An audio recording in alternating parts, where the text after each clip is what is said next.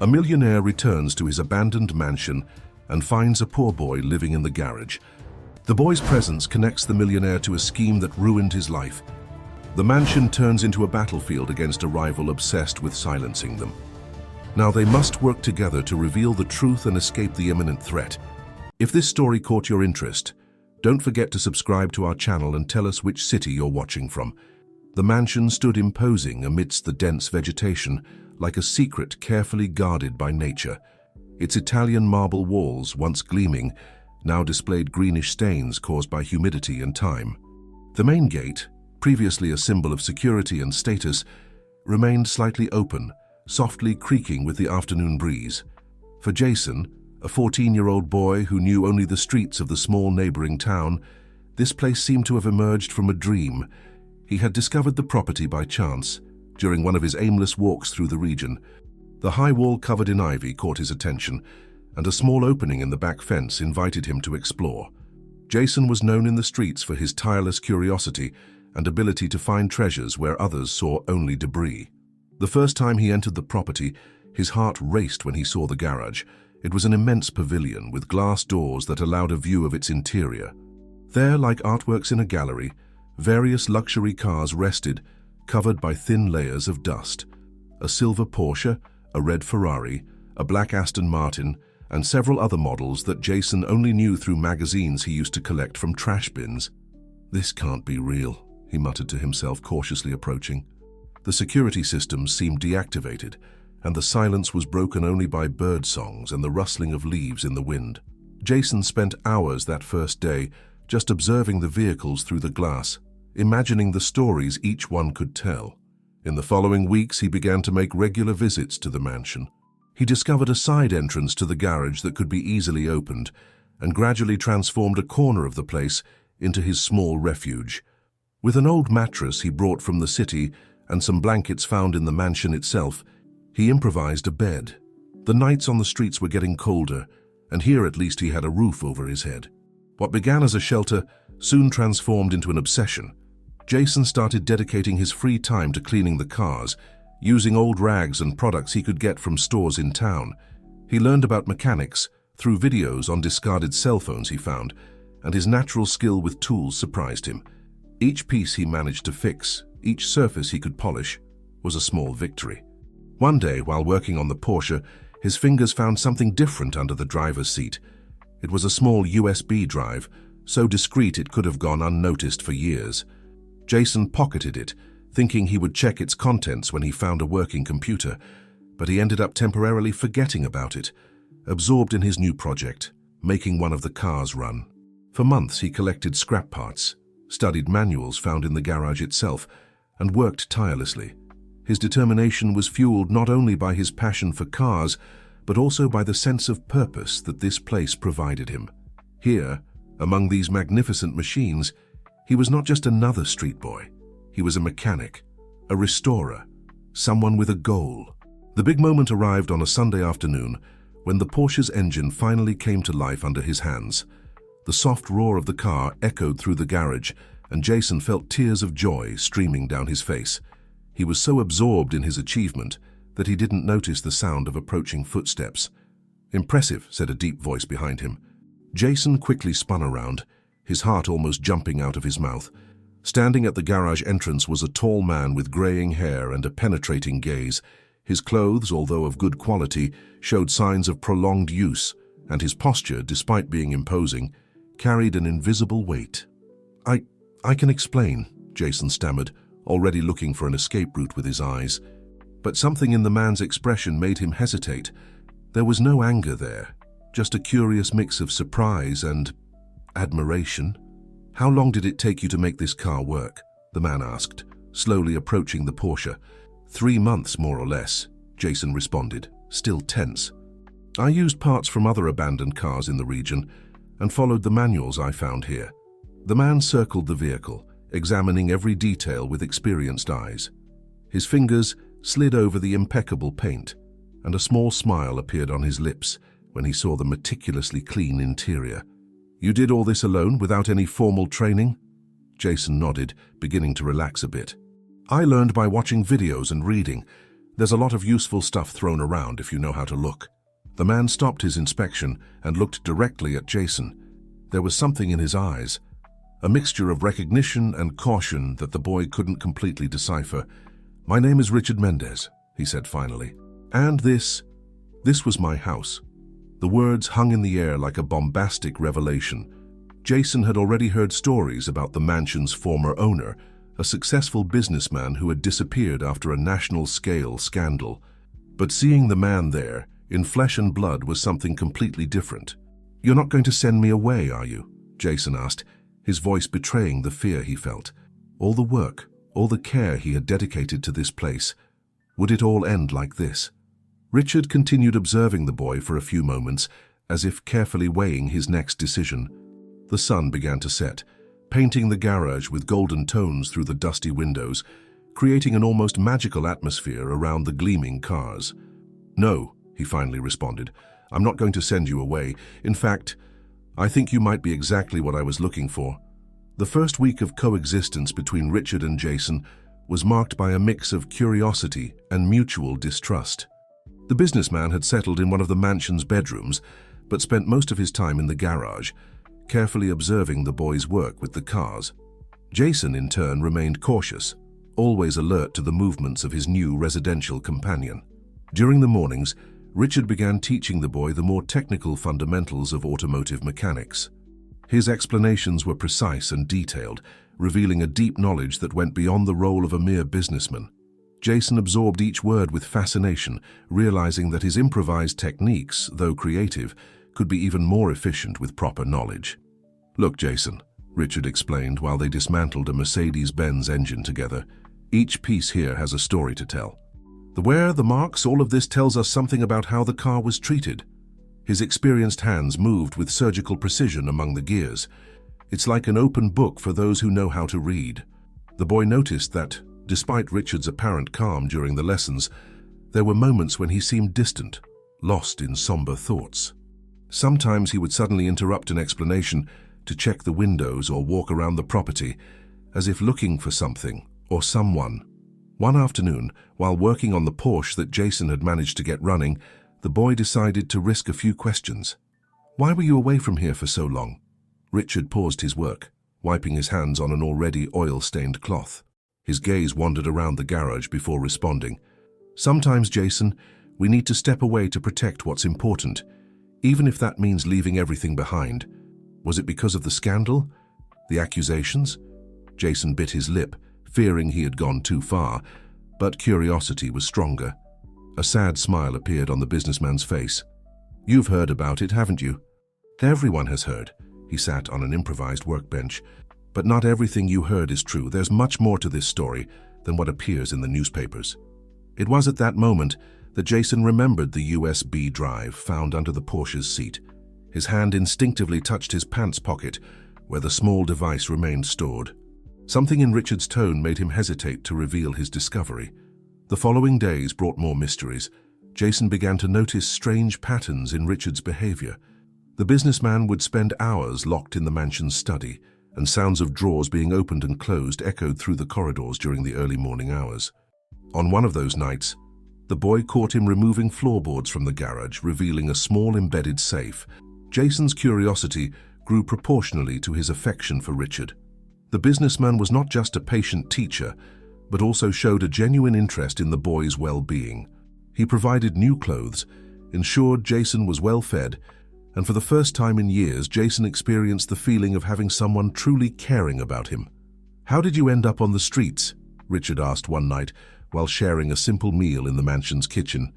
Jason played with the food on his plate, gathering the courage to talk about his past. "My mother, she worked at a big company. I don't know exactly what happened, but one day she simply didn't come home." He paused, swallowing hard. "The neighbors took care of me for a while, but I ended up preferring to manage on my own." Richard visibly tensed hearing the story, his fingers gripping the fork he was holding tightly. "Do you know the name of the company where your mother worked?"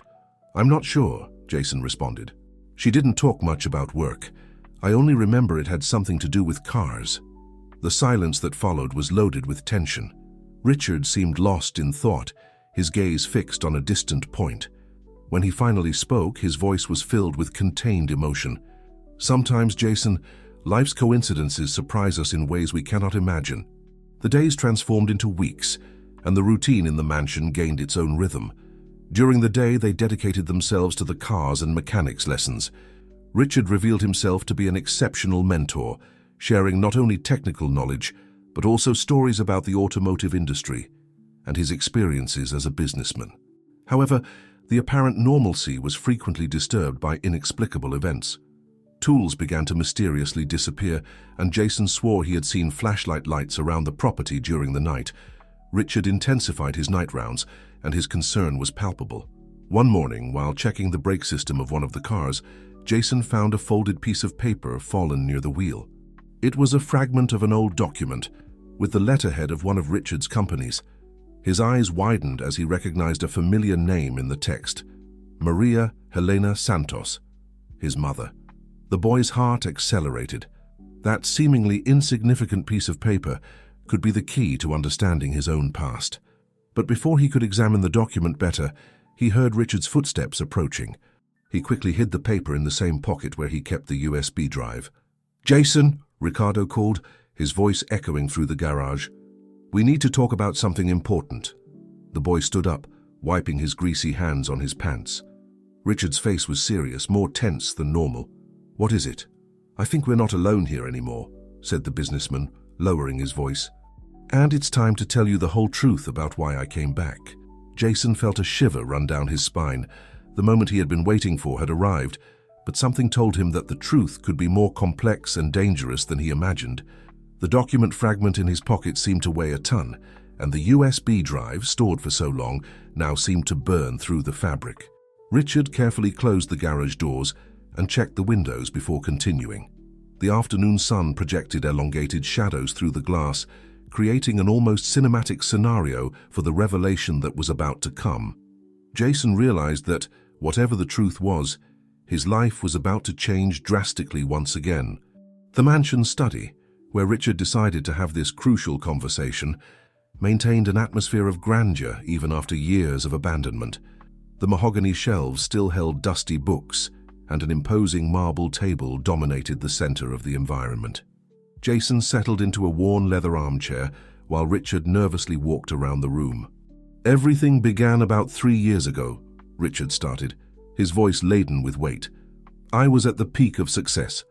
My company, Mendez Automotive, was a leader in the luxury vehicle import market. We had million-dollar contracts, international partnerships, everything working like a well-oiled machine." Jason listened attentively, aware of the USB drive in his pocket and the recently discovered document fragment. Richard continued, now sitting on the edge of the table. "That's when I met Fernando Alvarez, an apparently brilliant businessman who proposed a partnership to expand the business. At first, everything seemed perfect. New contracts, growing profits, but then I started noticing irregularities in the financial reports." Richard paused, running his hands over his tired face. There were employees in the company who began to question certain transactions. One of them was especially persistent in her investigations. His eyes met Jason's. Her name was Maria Helena Santos. The boy's heart raced. His mother. The name on the document was not a coincidence. "My mother? She worked for you?" "Yes, Jason. Your mother was our chief auditor, a brilliant and honest professional. She was the first to notice that something was wrong with the numbers and began a discreet internal investigation." Jason felt his hands trembling. "What happened to her?" Richard hesitated, carefully choosing his words. "Maria Helena discovered that Fernando was using the company for an elaborate money laundering scheme. When she gathered the evidence and came to me, Fernando had already set his play. Within days, all evidence was manipulated to incriminate me." The businessman stood up, walking to the window. The sun was beginning to set, painting the sky in shades of orange and red. "Your mother tried to help me, Jason. She knew the truth and was determined to prove it. But Fernando had powerful connections. Suddenly, she was transferred to a distant branch and never returned home," Miguel completed, his voice choked. "Fernando orchestrated everything perfectly. The evidence against me seemed irrefutable. The press had a field day, sensationalist headlines for weeks. I lost practically everything: my reputation, my businesses, my friends. But before leaving, I managed to gather crucial evidence. Richard approached a painting on the wall, carefully removing it. Behind it was a small compartment. Documents, bank records, emails, everything that proved the truth. I split the evidence into two parts. One remained hidden in the safe under the garage, and the other in a USB drive, Jason interrupted, finally removing the device from his pocket. Like this one? Richard's face turned pale. Where did you find this? It was hidden under the Porsche's seat. I found it when I was cleaning, but I didn't know what it was. Richard took the USB drive with trembling hands. Jason, you have no idea how important this is. Here is the key to exposing Fernando and his scheme, but the content is encrypted and we need a specific software to access it. At that moment, a noise from the garden caught both their attention. Flashlight beams cut through the darkness forming outside. Richard quickly stored the USB drive and signaled Jason to stay silent. "They've found us," he whispered. "Fernando must have discovered that I've returned. We need to be very careful now." Jason then showed the document fragment he had found. "Could this also be important?" "Your mother's name is on it." Richard examined the paper carefully, his eyes widening. "This is part of the original report your mother prepared. She documented everything meticulously. Jason, this is no longer just about clearing my name. It's about doing justice to your mother's memory as well." More sounds came from outside the mansion. Richard quickly stored the document along with the USB drive in the compartment behind the painting. "From now on, we need to be even more cautious. Fernando won't give up easily, and he has resources to make our life very difficult." "What are we going to do?" Jason asked, feeling a mixture of fear and determination. "First, we'll strengthen our security. Your mechanical skill will be fundamental. We need to prepare some of the cars for a possible quick escape. And you know this mansion better than anyone after all this time here. We'll use that to our advantage." Richard placed his hands on the boy's shoulders. "Jason, I know it's a lot to process, but I need to know if I can count on you. It will be dangerous, and I'll understand if you want to get out of this story." Jason thought about his mother, the nights alone on the streets, and how Richard had become a father figure to him in recent weeks. His response was firm. "I'm in. We'll do this together." A smile of gratitude illuminated Richard's tired face. "Then we have work to do. But first, we need to ensure that our visitors don't find anything compromising here." The two began to move silently through the study, organizing documents and erasing traces of their conversation. Outside, the flashlight beams continued their furtive movement through the mansion's gardens like predators stalking their prey. The night promised to be long, and it was just the beginning of a journey that would test not only their skills, but also the trust they were beginning to build with each other. Jason knew that his life had changed irreversibly, but for the first time in a long time, he felt he was on the right path, even if that path was full of dangers. The days following the revelation in the mansion were marked by intense silent activity. Jason and Richard developed a communication system through gestures and signals, aware that they might be under observation. The garage became not just a workshop, but an improvised operations center, where each movement was carefully planned. "The key is to transform our apparent vulnerability into strength," Richard explained while working on one of the cars. "They think we are easy prey, isolated here, but we know every inch of this property, every shadow, every hiding place." Jason absorbed each word, while his skilled hands installed an improvised tracking system in the Porsche. Using parts from discarded cell phones and electronic components he managed to collect, the boy created a device capable of detecting when unknown vehicles approached the property. "How did you learn to do this?" Richard asked, impressed with the young man's ingenuity. "On the streets, you learn to be creative," Jason responded, adjusting the final details of the device. "When you have nothing, anything can become a useful tool." The businessman watched with admiration as the boy transformed scrap into functional technology. In just a few days, Jason had installed homemade motion sensors at strategic points on the property, using materials that most would consider garbage. During the nights, the two dedicated themselves to strengthening the mansion's defenses. Richard shared his knowledge about the property's weak points, while Jason suggested creative solutions to protect them. They installed camouflaged ropes between the trees, created false bottoms in cabinets, and developed escape routes through barely visible passages. "Look at this," said Jason one afternoon, showing Richard a detailed map he had drawn. I marked all the blind spots of the cameras that Fernando's men installed around the perimeter. If we need to leave quickly, we can use these routes without being detected. Richard examined the map carefully, impressed by the level of detail. Extraordinary, Jason. You have a true strategic talent. While working, they talked about the past, filling the gaps in their stories. Jason spoke about the years on the streets, about how he learned to survive using his intelligence and creativity. Richard, in turn, shared stories about the beginning of his career, about how he built his empire from scratch, and about the mistakes that led him to his current situation. You know, Jason, Richard said during a work pause, sometimes I think this whole problem with Fernando was a kind of lesson. I was so focused on growing, on being the biggest and the best, that I didn't notice the people around me being harmed. The boy continued adjusting an engine part while listening. How so? Your mother, for example. She tried to warn me about several irregularities even before discovering the main scheme, but I was too busy with numbers and contracts to give her proper attention. A thoughtful silence fell over the garage. Jason thought about the document fragment they had found, about the questions that still had no answers about his mother's fate. What exactly was in the report she prepared? He finally asked. Richard sighed deeply. Maria Helena discovered a pattern of suspicious transactions, ghost companies, overpriced contracts, fund diversions. She began to put together a complete dossier, connecting the dots. That's when Fernando realized he needed to act. The businessman paused, carefully choosing his next words. Jason, there's something you need to know. In the USB drive, besides the evidence against Fernando, there's also... A metallic noise interrupted the conversation. Something had fallen on the other side of the garage. They looked at each other in silence, moving cautiously toward the sound.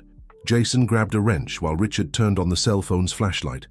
What they found was a tool that had fallen from one of the shelves, but more disturbing was that all the other tools had been reorganized. Someone had been there while they were working on the other side of the garage. They're getting bolder, Richard whispered. We need to accelerate our preparations.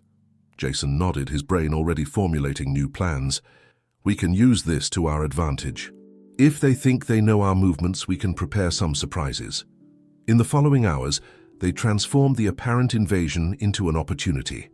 Jason developed a silent alarm system using the tools themselves as bait. Any unauthorized movement in the garage would trigger an alert on their cell phones. Impressive, commented Richard, observing the system in operation. You can see possibilities where others would only see problems. The boy gave a small smile. I learned that sometimes the best hiding place is right in front of everyone. No one suspects that an old pile of tools could actually be a security system. As the night advanced, the two continued their meticulous work. Each car in the garage was prepared with different modifications, secret compartments, tracking systems, performance improvements. The Porsche, in particular, received special attention. It would be their main means of escape if things got worse. Tomorrow we'll begin the most delicate phase of the plan, said Richard, storing the tools. We need to find a way to access the USB drive's content without drawing attention. Do you think you can adapt any of the mansion's old computers for this? Jason was already mentally planning the necessary modifications. I can try to create an isolated system without internet connection. That way, even if they try to track us, they won't be able to locate us. Richard smiled, proud. How you continue to surprise me, Jason. Your mother would be proud to see the man you're becoming. The words hit the boy with unexpected force. For the first time in a long time, he felt he was honoring his mother's memory, fighting for the truth just as she had done. The night was already late when they finished the day's preparations. While organizing the tools, a cold wind blew through the garage's cracks, bringing with it the distant sound of engines. Richard and Jason exchanged meaningful glances. The constant presence of their observers was a reminder that time was running against them. The morning arrived with a disturbing discovery. Jason, during his morning patrol of the property, found recent tire marks near the back gate. These were not casual marks. The pattern indicated that several vehicles had circulated during the early morning hours, performing what seemed to be a systematic reconnaissance of the terrain. They are mapping each entrance and exit, Jason explained to Richard as they examined the evidence together. Look how the marks form a circular pattern. They're looking for blind spots in our security. Richard ran his hand through his grey hair, visibly worried. Fernando has always been methodical in his actions. He won't attempt anything until he's absolutely certain of success. While returning to the mansion, they noticed a drone flying over the property. It was small and silent, but its precise movements revealed that it was not an amateur equipment. Jason quickly pulled Richard behind a leafy tree, avoiding being filmed. "We need to adapt," the boy whispered. "They're using advanced technology, but we can use that against them." During the rest of the morning, Jason worked tirelessly on a project he had conceived during the night. Using parts from various electronic equipment found in the mansion, he began to assemble an interference device. "The principle is simple," he explained to Richard, who watched fascinated by the work. "When activated, this device will create an interference zone that will prevent any drone from maintaining connection with its operator. Without a signal, they are forced to land or return to the point of origin." Richard smiled, impressed. "Where did you learn about this?" "On the streets, I met a group of hackers who used to frequent an abandoned internet cafe. They taught me some tricks in exchange for food I could get." While Jason focused on the anti-drone device, Richard dedicated himself to organizing the documents and evidence they had gathered. The USB drive continued to be his main concern. Its contents needed to be accessed urgently but safely. "I found something interesting," said Richard, calling Jason near an improvised table in the garage's corner. "These are old company records from the time your mother began her investigation." Jason examined the papers carefully. Among the yellowed pages, he found more references to his mother's work.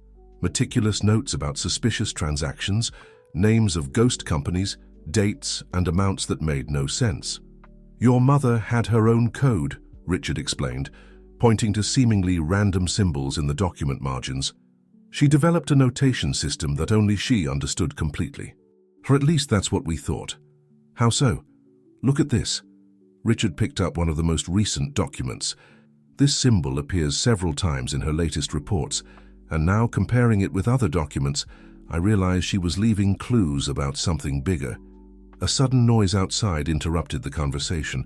Through the improvised camera system Jason had installed, they saw an unknown car parking near the mansion's gates.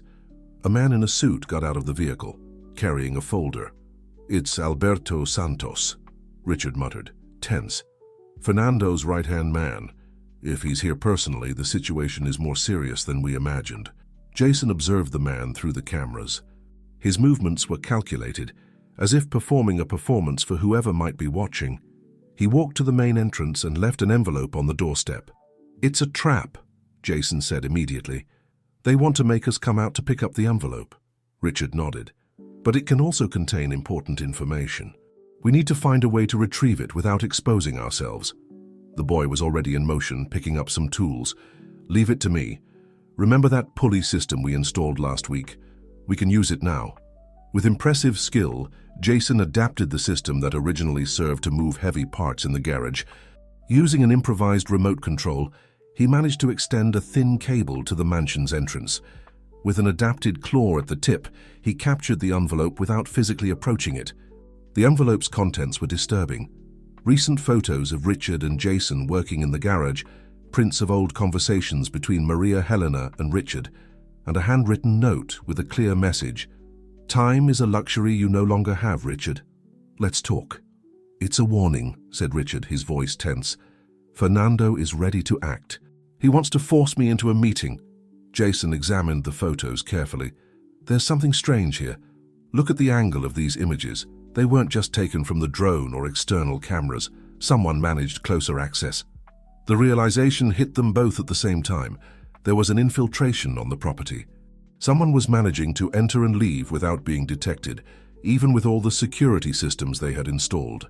"We need to review every inch of this mansion," Richard said, determined. "And more importantly, we need to find out how to access the USB drive's content before Fernando makes his next move."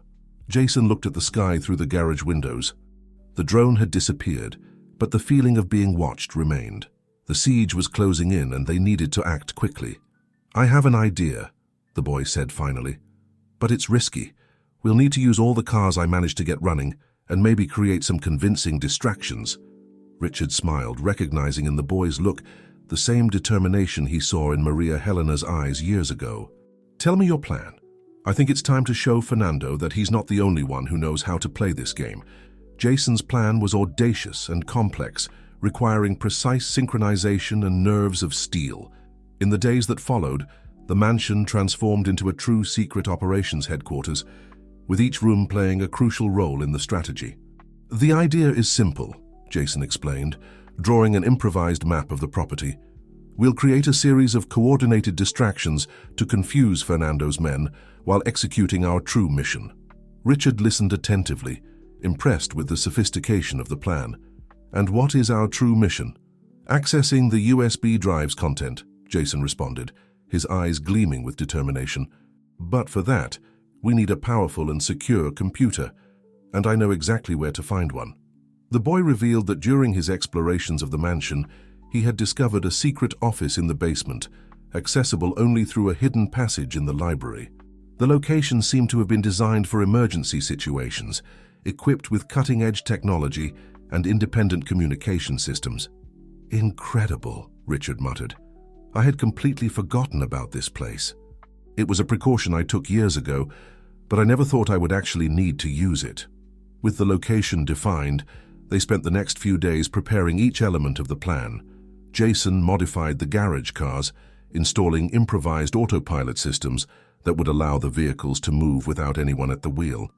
Richard, in turn, used his electronics knowledge to create a series of encrypted communication devices. The night chosen for executing the plan arrived with a palpable tension in the air. Jason and Richard made a final check of all equipment and reviewed each stage of the operation. "Remember," said Richard, placing his hand on the boy's shoulder, "if something goes wrong, your safety comes first. Do not hesitate to abandon the plan if you feel you are in danger." Jason nodded, feeling the weight of responsibility. "We'll make it, for my mother's memory and for your redemption." At 11 p.m. sharp, the plan went into action. Jason remotely activated the cars in the garage, which began to move in an elaborate choreography across the mansion's terrain. Lights turned on and off in different rooms, and recorded sounds of conversations and movement echoed through strategically positioned speakers. As predicted, Fernando's men reacted immediately. Security cameras captured frantic movements around the property, with teams trying to intercept the moving vehicles and investigate the lights and sounds. Taking advantage of the confusion, Jason and Richard slipped through the secret passage to the underground office. The location was exactly as Richard remembered: lead-lined walls to block external signals, state-of-the-art computers, and an independent ventilation system. "Incredible," Jason murmured, amazed by the technology around him. Richard quickly started the main system, entering a series of passwords and security codes. "We have about 30 minutes before they realize it's a distraction," he warned. Jason connected the USB drive and began the decoding process. The computer screen filled with lines of code and complex algorithms. "This will take a while," the boy said, his fingers flying over the keyboard as he tried to speed up the process. While the computer worked, Richard monitored the external cameras through a tablet. "They're confused," he reported. "Some of the cars have already been intercepted, but the teams are dividing exactly as we planned." After minutes that seemed like hours, a beep from the computer announced that the decoding was complete. Jason opened the first file, and his eyes widened. "Richard, you need to see this," he called urgently. The businessman approached, and together they began to examine the USB drive's contents. There were thousands of documents, emails, and spreadsheets detailing not only Fernando's scheme, but a corruption network much larger that extended through various companies and even government agencies. "My God," Richard whispered. "This is much bigger than we imagined." Among the files, they found a detailed report written by Maria Helena. In it, Jason's mother not only exposed the scheme but also revealed a shocking discovery. Fernando was not the main mastermind, but a pawn in a much larger game. "She discovered everything," Jason said, his voice choked with emotion, "and she paid the price for it." An alert on the security system interrupted the moment. The external cameras showed that Fernando's men had discovered the ruse and were regrouping, preparing to invade the mansion. "We need to get out of here," Richard warned. "Copy everything you can to a secure device. We can't risk losing this information." Jason quickly transferred the files to a cryptographed external HD they had prepared. Meanwhile, Richard activated the secret office's self-destruction protocol, ensuring that no information would fall into the wrong hands. With time running out, the two prepared for their escape. The original plan involved using one of the modified cars to escape, but with the imminent invasion they would need to improvise. "Remember that passage we discovered leading to the stream?" Jason asked. "We can use it to get out without being seen." Richard agreed, and the two quickly departed, carrying the precious information with them. While moving silently through underground tunnels, they heard doors being broken down and search cries above them. Emerging near the stream, they saw the mansion's lights and the chaos they had left behind in the distance. Jason felt a tightness in his chest thinking about everything he was leaving behind, but he knew it was necessary. "And now?" he asked, looking at Richard. The businessman took a deep breath, looking at the horizon. "Now the true battle begins. With this information, we can not only clear my name but expose the entire corruption network." Jason nodded, feeling a mixture of fear and determination. As they moved away from the property, protected by the night's darkness, the boy thought about his mother and how she would be proud to see him fighting for the truth. The journey that awaited them would be dangerous and uncertain, but for the first time in a long time, both Jason and Richard felt they were on the right path. With the evidence in hand and truth on their side, they were ready to face whatever destiny had in store for them. The darkness of the night enveloped Jason and Richard as they quickly moved away from the mansion. The distant sound of sirens and raised voices echoed behind them, constantly reminding them of the danger that pursued them. The stream, which previously seemed an insignificant detail on the property, now became their path to freedom. "This way," Jason whispered, guiding Richard through an almost invisible path between the trees. Years on the streets had sharpened his survival instincts, and now every sense was alert, capturing the slightest sign of threat. Richard, in turn, struggled to maintain the pace. Years of comfortable living had not prepared him for an escape like this. Still, adrenaline and determination kept him moving. In his hands, he firmly held the external HD containing the information that could change everything. After almost an hour of intense walking, they reached a small clearing. Jason signaled for them to stop, his eyes scanning the area for any suspicious movement. "We need to decide our next step," Richard said, catching his breath. "We can't just wander through the forest indefinitely." Jason nodded, his mind working quickly. "I know a place. When I lived on the streets, I discovered an abandoned warehouse a few kilometers from here. I used to use it as a hideout on rainy days. It should be safe for now." They resumed walking, now with a destination in mind. The sky began to lighten when they finally spotted the warehouse.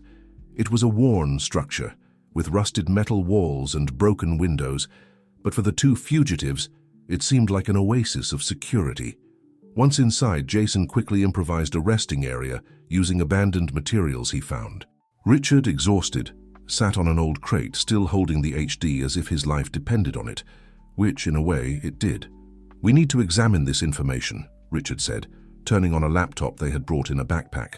"The more we know, the better we can prepare." Jason agreed, sitting beside the businessman. Together, they began to search through the decoded files. With each open document, the extent of the conspiracy became clearer and more terrifying. "Look at this," Jason pointed, indicating a particular email. "It's a conversation between Fernando and someone called Eagle. It seems this Eagle is who really commands everything." Richard read the email, his face turning pale. "I know this code name. Eagle. That's what we used to call the Minister of Economy in private meetings. My God, this goes far beyond what we imagined." They continued examining the files, discovering an intricate network of corruption that extended through various government and private sector spheres. Money laundering schemes, overpriced contracts, bribes disguised as investments, all meticulously documented by Maria Helena. "Your mother was incredible," Richard said, looking at Jason with admiration. "She managed to put all these pieces together alone, risking everything for the truth." Jason felt a mix of pride and sadness. "And she paid the price for it. But now we can finish what she started."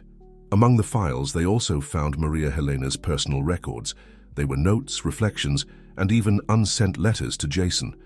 In one of them, she wrote, "My dear son, if you ever read this, I want you to know that everything I did was thinking about you and the world I want to leave for you. The truth has a high price, but it's the only path to justice. Never let anyone convince you otherwise." Silent tears ran down Jason's face as he read his mother's words. Richard, respecting the moment, moved away a bit, giving the boy space to process his emotions. Hours passed while they continued analyzing the information. The sun was already high in the sky when they finally took a break, mentally and physically exhausted. "We need a plan," Richard said, rubbing his tired eyes. "We have enough information to bring down half the government and expose dozens of corrupt businessmen. But how do we do this without putting ourselves in even more danger?" Jason thought for a moment, his agile mind working through various possibilities. What if we don't go directly to the authorities? What if we use the media? Richard looked at the boy, intrigued. "How so?" "My mother. She had a journalist friend. I remember her mentioning that if something happened, he would be trustworthy. If we can find him, maybe we can release this information safely." The idea began to take shape, using the media as a shield, making the information public before they could be silenced. It was risky, but could be their best chance. "Okay," Richard agreed, "but we need to be extremely careful. Fernando and his allies are certainly monitoring all possible communication channels." Jason nodded, already formulating a plan in his mind. "I know some street hackers who can help us establish a secure connection. And maybe we can use the network of contacts. You still have to arrange a meeting with this journalist." While discussing the plan's details, a noise outside the warehouse made them freeze. Footsteps approached, and muffled voices could be heard. "Damn, they found us?" Richard whispered, quickly storing the laptop in HD. Jason, acting on instinct, guided Richard to a semi-hidden trapdoor he had previously noticed. "This way, quickly." They descended to a small basement, closing the door above them at the moment the warehouse entrance was broken down. Trapped in the dark, they heard the sound of people searching the location above. "What do we do now?" Richard asked, his voice barely audible. Jason, his heart beating rapidly, responded with surprising determination. "Now we wait and prepare for the next move. This is just the beginning of our fight for the truth." In the tense silence of the improvised hideout, both knew that the next steps would be crucial.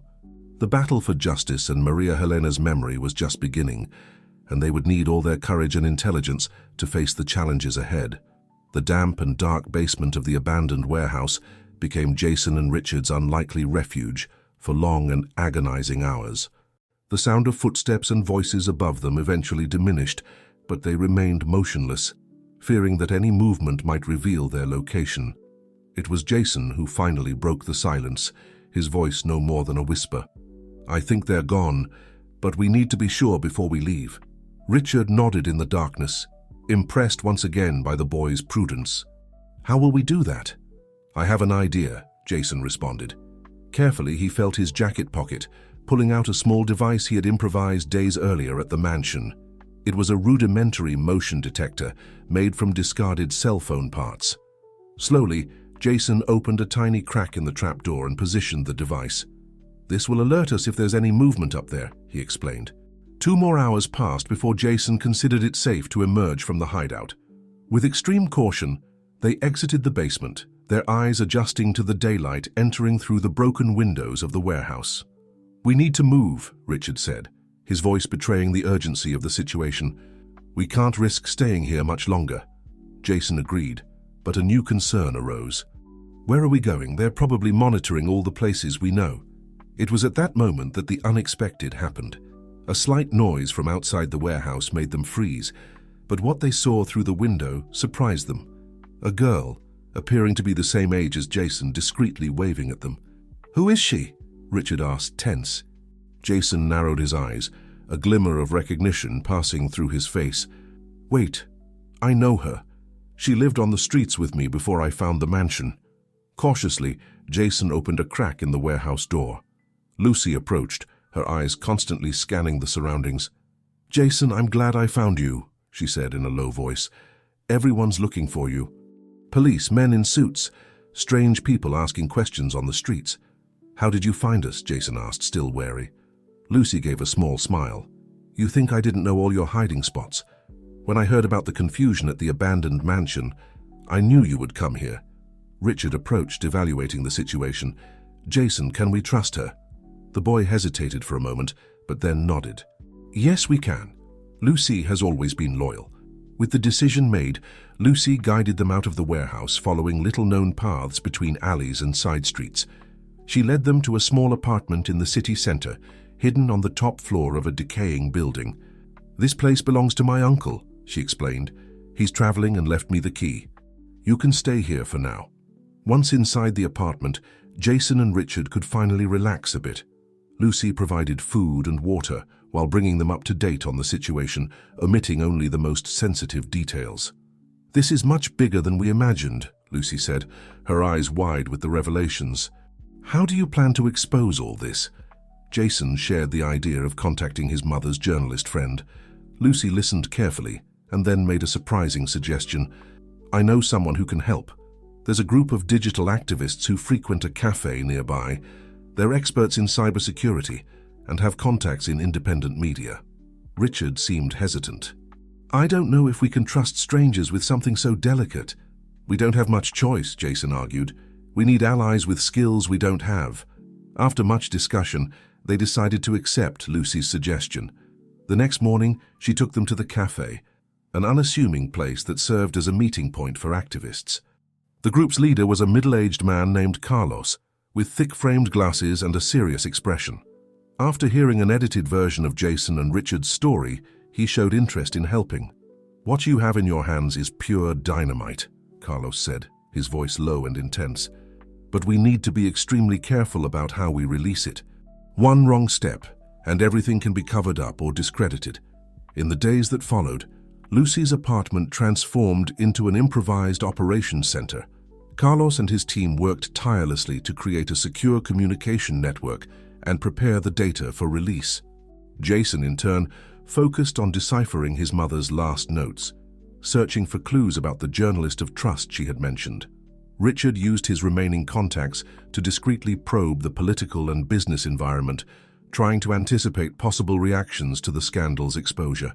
The tension was palpable. Each noise on the street, each news report seemed a potential threat. But there were also moments of hope and even lightness. Jason found in Lucy not just an ally, but a friend who understood his street experiences. Richard, in turn, found himself reliving the enthusiasm of his first days as an entrepreneur, now channeled into a much larger cause. One night, while everyone worked on their respective tasks, Jason made a crucial discovery in his mother's notes. "I found it," he exclaimed, attracting everyone's attention. "The journalist's name, and there's more. My mother left specific instructions on how to contact him safely." The revelation injected new energy into the group. Now they had not only the information, but also a reliable means of releasing it.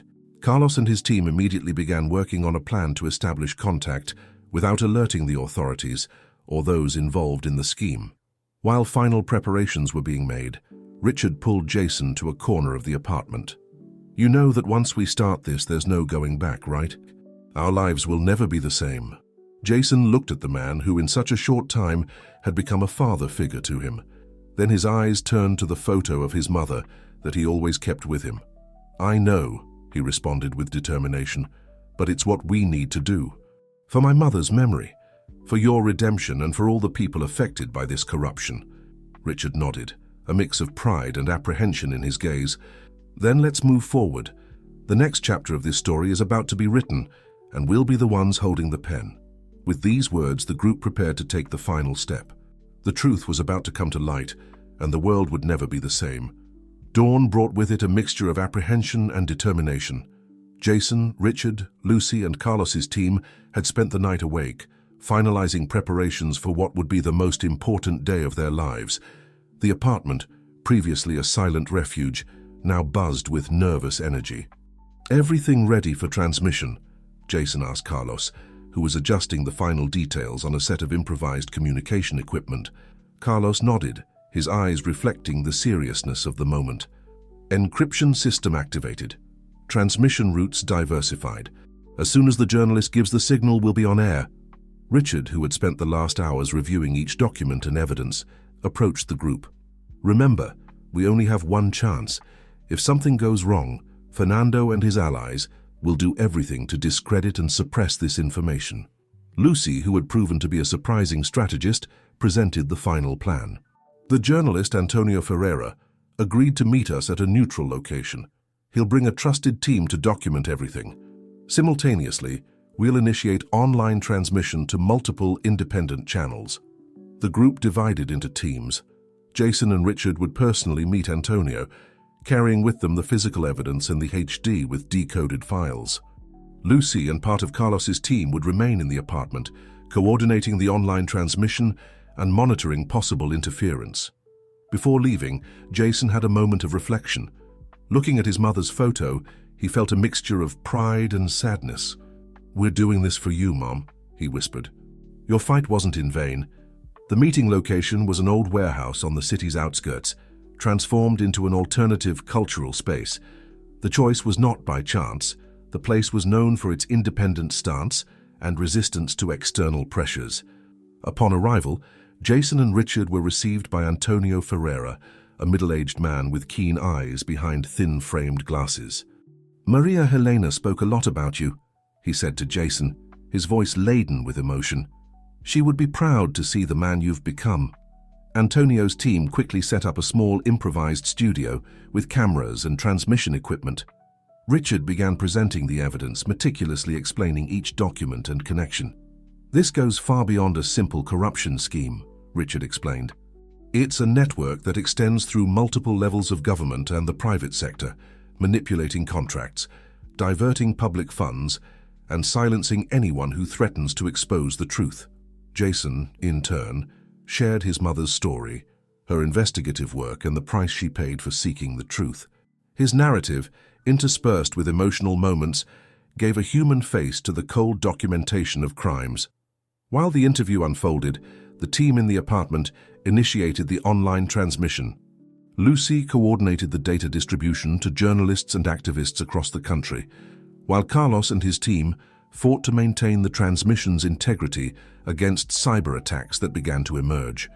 Suddenly, a communication equipment alert sounded.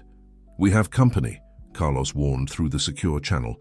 "Police vehicles approaching the warehouse." "Seems like someone tipped them off." Jason's heart raced, but he maintained his composure. "Keep transmitting," he instructed. "We can't stop now." Antonio, perceiving the urgency of the situation, accelerated the interview. "Let's go straight to the point. Who is the eagle mentioned in the documents?" Richard took a deep breath before revealing, "The eagle is the code name for the current Minister of Economy, Arthur Mendonça. He is the true architect behind the entire scheme." At the moment these words were spoken, the warehouse doors were violently opened. Armed police officers invaded the location, followed by suit-wearing men that Jason recognized as Fernando's henchmen. "Stop the transmission immediately," shouted one of the suit-wearing men, advancing toward the cameras. But it was too late. The live transmission had already captured the confession and subsequent invasion. Thousands of viewers across the country watched in real time as truth and the attempt to suppress it dramatically collided. Jason, in an act of courage, positioned himself between the invaders and the transmission equipment. "The entire world is watching," he declared. "You can no longer hide the truth." At this critical moment, something unexpected happened. Some of the police officers, recognizing the gravity of the situation and the extent of the revealed corruption, lowered their weapons. One of them, apparently the leader, stepped forward. "Lower your weapons," he ordered his men. Turning to Fernando's henchmen, he declared, "You are under arrest for obstruction of justice and attempted suppression of evidence." The scene that followed was chaotic, but Jason, Richard, and Antonio's team managed to keep the transmission on air. In the following hours, the revelations spread like fire, dominating all media and social networks. In the apartment, Lucy and Carlos's team celebrated while monitoring public reaction. "It's working," Lucy exclaimed, tears of relief and joy in her eyes. "People are listening, they're believing." In the days that followed, the country was shaken by a wave of indignation and demands for justice. High-level arrests were made, including Fernando and, surprisingly, the Minister of Economy himself. Investigations were opened at multiple levels of government and the private sector. For Jason, the most emotional moment came when his mother's case was reopened. The evidence she had collected not only exposed the corruption network, but also proved that her transfer and subsequent disappearance had been orchestrated to silence her. Richard, in turn, saw his reputation gradually restored. Although the path to total rehabilitation would be long, he found a new purpose, using his experience and resources to promote transparency and ethics in business. Weeks after the revelation, Jason and Richard returned to the mansion, now free from hostile surveillance. Walking through the corridors that were once the stage of so much mystery and tension, they reflected on the journey they had traveled. "You know, Jason," Richard said, stopping in the garage where everything began, "when I found you here, I never could have imagined where this would lead us." Jason smiled, looking at the cars that were once his refuge. "I think my mother knew. Somehow she united us to finish what she started." Richard nodded, placing his hand on the boy's shoulder. "And what will we do now?" Jason looked at the horizon through the garage windows. "We continue. There's much work to be done to ensure something like this never happens again. And I think we make a good team for that." As the sun set, casting golden shadows over the gleaming cars, Jason and Richard prepared for the next chapter of their lives. The journey had been long and dangerous, but the truth had finally come to light, bringing with it the promise of a fairer and more transparent future. In the weeks following the massive revelation, Jason and Richard found themselves at the center of a national transformation. The exposure of the corruption network had triggered a domino effect that reached far beyond their initial expectations. Media outlets, previously controlled or intimidated, now competed to publish the most in-depth investigations into the scandal. Lucy continued to be a crucial ally, using her street connections and emerging digital activism skills to help manage the flood of information and protect Jason and Richard from potential retaliation. Carlos and his team of tech activists worked tirelessly to ensure the continued security of the documents and to prevent any attempts to manipulate or suppress the evidence. One morning, as they reviewed the latest developments, a surprising invitation arrived. The newly appointed Attorney General wanted to meet with Jason and Richard personally. The meeting would take place at a secure government facility with full protection guarantees. "I'm not sure we should trust them," Richard said, examining the official document. "After everything we've been through, government officials could still be part of the problem." Jason, however, saw an opportunity. "This might be our chance to ensure real change. We can't just expose the corruption. We need to help rebuild the system." The meeting day arrived with heightened security. Multiple layers of protection surrounded the government building, with both federal agents and private security ensuring their safety. Jason noticed how Richard seemed simultaneously tense and determined, his years of business experience mixing with a newfound sense of social responsibility. The Attorney General, a woman in her early 50s named Elena Rodriguez, greeted them with a directness that immediately caught Jason's attention. "What you've done is more than just expose a corruption scheme," she said. "You've essentially triggered a national reset." During the meeting, they discussed the next steps. The evidence Jason and Richard had uncovered would be the foundation for a massive institutional investigation. Dozens of high-ranking officials, business leaders, and politicians were already under arrest or investigation. "Your mother's original investigation," Eleanor told Jason, "was the seed of this entire exposure. She was incredibly brave." Jason felt a mix of pride and emotion. The recognition of his mother's work meant everything to him. Richard, observing the interaction, saw more and more of Maria Helena's spirit in the young man beside him. As they left the government building, a new challenge presented itself. The media attention was intense, with Jason and Richard becoming unexpected national heroes. Lucy had been helping them manage the constant interview requests and public appearances. "We can't become just another media spectacle," Richard warned. "Our goal is real change, not personal fame." Jason agreed. They decided to use their newfound platform strategically, focusing on systemic reforms and transparency in both government and private sectors. Richard began giving lectures at business schools, sharing insights about ethical entrepreneurship. Jason, meanwhile, started a scholarship program for young investigators inspired by his mother's work. The mansion, once a symbol of their hidden past, was transformed. Part of it became a research center dedicated to investigating corporate and governmental transparency. The garage where Jason had first restored cars now housed a training facility for young mechanics and investigators. One evening, as they reviewed the progress of their initiatives, Lucy brought an unexpected visitor. It was an elderly woman who introduced herself as a former colleague of Maria Helena. She always spoke about her dream of creating real change, the woman told Jason. She would be incredibly proud of what you've accomplished. The woman shared stories about Maria Helena that Jason had never heard before, her determination, her brilliance, her unwavering commitment to justice. For Jason, it was like getting to know his mother all over again. Richard watched the interaction, feeling a deep sense of redemption. The path that had begun with a potential destruction of his reputation had transformed into a mission of national importance. Their work was far from over. The corruption network they had exposed was complex and deeply rooted. Each day brought new revelations, new challenges, and new opportunities for systemic change. Jason, who had once been a street boy with no prospects, was now a symbol of hope for a new generation. Richard, who had nearly lost everything, had found a new purpose beyond business success. The USB drive that had started everything now resided in a secure archive, a testament to Maria Helena's original investigation. It was no longer just a piece of technology, but a symbol of truth's power to transform society. As night fell over the city, Jason and Richard sat in the mansion's library, surrounded by documents, research, and plans for future investigations.